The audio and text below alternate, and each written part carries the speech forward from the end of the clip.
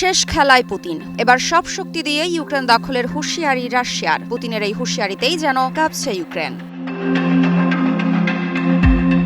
Ukraine না Russia, কে আসলে যুদ্ধ থামাতে চায়, আর রাশিয়া দাবির পেছনে কি লুকোচ্ছে? মাঠে অন্য গল্প বলছে ইউক্রেন। একই সাথে ট্রাম্পের সঙ্গে জেলেনস্কির গোপন পরিকল্পনায় পুতিনের কি দুশ্চিন্তা বাড়ছে? আর সবচেয়ে বড় প্রশ্ন, যদি শান্তি না আসে তাহলে কি ইউক্রেনকে শক্তি দিয়েই দমিয়ে দেবে রাশিয়া?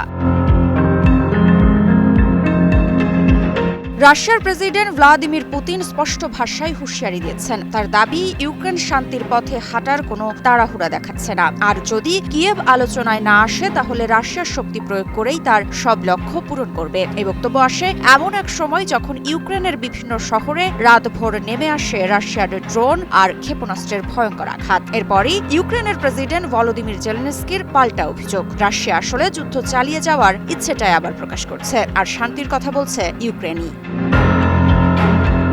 এদিকে এই উত্তপ্ত পরিস্থিতির মাঝে জেলেনস্কি যাচ্ছেন যুক্তরাষ্ট্রে। এরপর মার্কিন প্রেসিডেন্ট ডোনাল্ড ট্রাম্পের সঙ্গে বৈঠক করবেন তিনি। লক্ষ্য একটাই, যে যুদ্ধ পুতিন শুরু করেছিলেন প্রায় 4 বছর আগে, সেই যুদ্ধের একটা রাজনৈতিক সমাধান খোঁজা। তবে পুতিনের বক্তব্য নিয়ে এখনো আনুষ্ঠানিক কোনো প্রতিক্রিয়া দেয়নি হোয়াইট হাউস।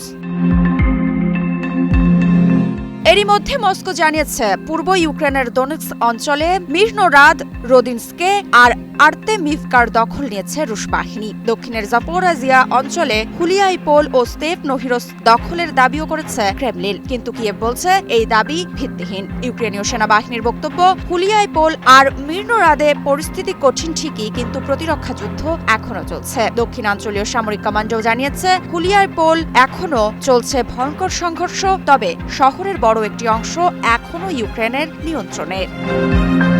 এই যুদ্ধের সবচেয়ে কঠিন সত্য হলো, মাঠের তথ্য যাচাই করা প্রায় অসম্ভব। সাংবাদিকদের প্রবেশ সীমিত, তথ্য কঠোরভাবে নিয়ন্ত্রিত, আর ফ্রন্টলাইন বদলাচ্ছে মুহূর্তে মুহূর্তে। ফলে স্যাটেলাইট ছবি আর জিও লোকেশন ফুটেজই এখন একমাত্র ভরসা, যা অনেক সময় অসম্পূর্ণ বা দেরিতে আসে।